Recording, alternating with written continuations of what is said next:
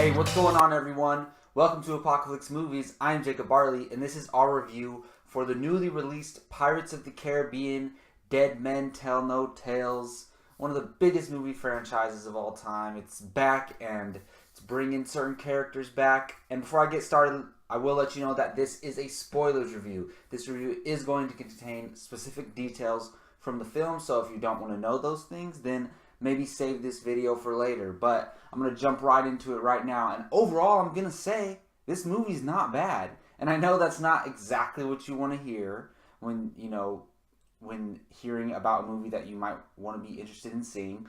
But it's actually pretty good. I would recommend going to see it, especially if you're a fan of this franchise. Now, I wouldn't say it's a great movie. It's not even close to great. It barely makes the decently good mark for me. But here's why that is significant, because I thought this movie was going to suck. Other than the first one, Pirates 2 through 4 weren't very good, and I was like, this is just going to be another, horrible addition to this franchise. And I honestly think I might have to go rewatch them again, but I think this is the best one since the first one, and I'm going to tell you why I enjoyed it. I just like the overall story and the mythology and everything that they set up with this story. Like, I could see on the storyboard and when they're developing the structure for the script and the story, how this all came together and how it made sense. I really liked all the characters' motivation and why they all came together. Like, I like Johnny Depp's character, Captain Jack Sparrow, was doing it because he was being hunted and needed to survive. Henry Turner, Will Turner's son, was doing it to save his father, release him from his spell. And then the main girl was searching for her father and trying to fulfill her potential as an astronomer. Like, there was a lot of different reasons why they all came together, and they all are doing it for their own reasons, which made sense to me. I kind of hate when team ups just happen for no reason. So that all made sense to me, and how they're trying to go find the trident of Poseidon in order to break all the spells on the sea. I really like that. The best part of the movie probably is Javier Bardem. And that's not a surprise because he is one of the best actors working today. He is phenomenal as villains as we have seen in the past. And he delivers again in this role. Captain Salazar is his character's name. And I dug him. I dug him in present day. I dug his story. I dug everything he was talking about, his motivation. He wanted to rid the sea of pirates. He felt like the pirates were polluting the sea and making it impure, and he almost cleansed the sea of pirates until he faced Jack Sparrow when he was young, and Jack Sparrow bested him when they were younger, and that's what ended up killing him and having him be cursed and stuck in this death triangle or whatever they called it. I dug all of that. Like, that was really cool. But unfortunately, this movie falls victim to a lot of the same things that hurt the other movies in this franchise in the past, and that is over-the-top, stupid comedy moments.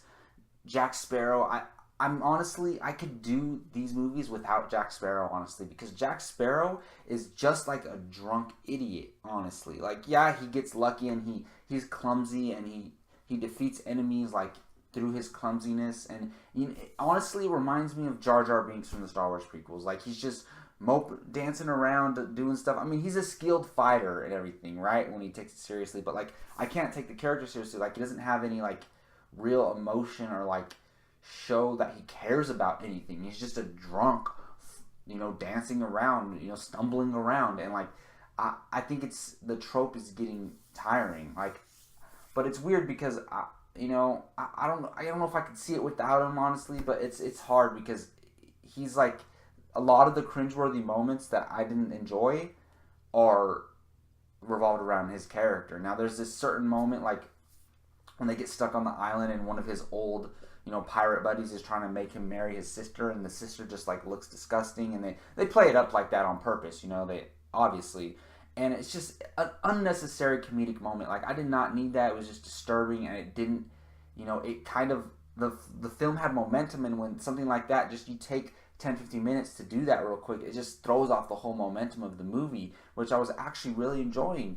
And it was a story about family and fathers and stuff like that, and people coming together, because you got Henry Turner looking for his father. You have the girl, I forget her name, but something Smith. They're calling her Smith throughout the whole movie. That's her last name.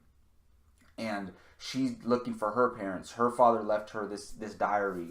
And here's a big spoiler. We find out that she is the daughter of Captain Barbossa, which I thought was pretty cool. At first, I was like, no, that's forcing it. Like, everyone has to be the kid of somebody. We already have Will Turner's son. Like, now we have to have Barbossa's kid. But I actually liked the way it made sense. And there was a really touching storyline with Barbossa and his daughter. And I was like, wow, that actually ended up really working for me. And it was probably one of my favorite parts of the movie, other than Javier Bardem, was this Barbossa figuring out that he found his daughter, and her figuring out that that's her father. And he ultimately, there's this moment, and it is cheesy, but for me, I liked it. It's cheesy where he's talking to this rich lady earlier, Barbossa is, and he's like, you know, the pirate's life, we always go for treasure, that's what we live for. And she's like, oh, is this treasure worth dying for? And he's like, yes, it is. And then at the end of the movie, when he sacrifices himself to save her, his daughter, and the rest, you know, Johnny Depp and Henry Turner, he tells her that she's his treasure. And I know that's cheesy.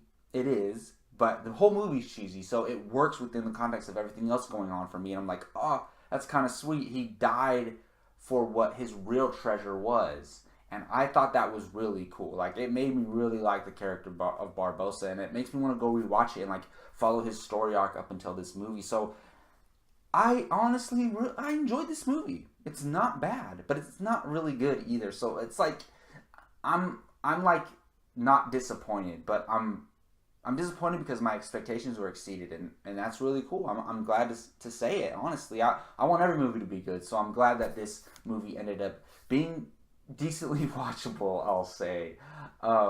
Yeah, so that's basically my summary of what I did enjoy, what I didn't enjoy with this movie. Really enjoyed the story and the mythology and everything, character motivations and all that, and some of the character relationships. And I actually did enjoy Henry Turner wanting to free his dad. That was cool. Like, that, I liked that storyline too. So that they had a lot of things going for it. Like, they had, the ideas were great. The execution wasn't that great. The execution wasn't as great as the ideas, if that makes sense. So yeah, with that being said, I'm gonna give Pirates of the Caribbean Dead Men Tell No Tales a 6.5 out of 10. A lot better score than I thought I was going to give it. I thought this movie was going to suck, but it actually ended up not being that bad. Alright, well, thank you all for listening to my review of Pirates of the Caribbean Dead Men Tell No Tales. I am Jacob Bartley for Apocalypse Movies. You can find me on this YouTube channel. Please subscribe, hit that like button. We're doing a bunch of cool stuff over here at Apocalypse Movies. Thanks again for listening. Until next time, take care.